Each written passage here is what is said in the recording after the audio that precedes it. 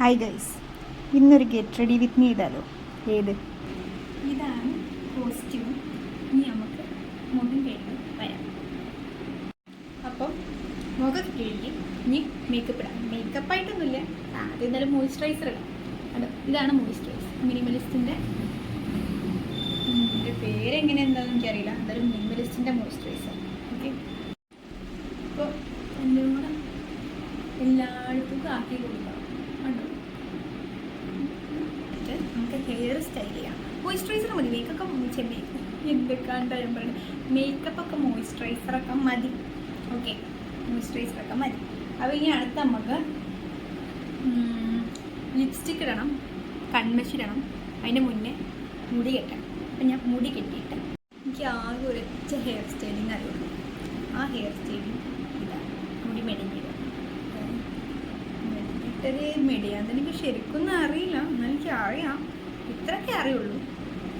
നമ്മൾ വലിയ യൂട്യൂബറൊന്നും ആയിട്ടില്ല. വലിയ യൂട്യൂബർ നമുക്ക് വലിയ കൺമഷനാണ്.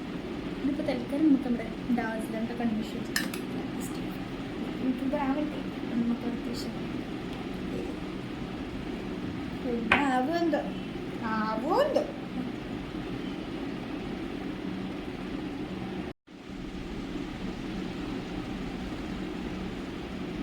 ഓക്കെ ഓക്കെ, പിരിക ത്രെഡ് ചെയ്യാനായിട്ട് ഞാൻ ചെയ്തിട്ടില്ല. ഇന്ത്യയുടെതൊക്കെ ആയതുകൊണ്ട് ഇന്ത്യയുടെയൊക്കെ ഉണ്ടെങ്കിൽ പിരികം പോയി ത്രെഡ് ചെയ്യാം. എന്നാലും ഇപ്പോൾ തൻ്റെ ഷിൻഷാൻ്റെ പിരികയായിട്ട് ഇരിക്കട്ടെ ഇവിടെ. അപ്പോൾ എന്തായാലും കണ്ണ് എഴുതി കാണേണ്ടതെന്ന് എനിക്കറിയില്ല. പക്ഷെ എന്താ അറിയുമോ, ഒരു കണ്ണ് എഴുതി അതുപോലെ അടുത്ത കണ്ണാവില്ല. പക്ഷെ ആയ കണ്ണൊക്കെ മതി.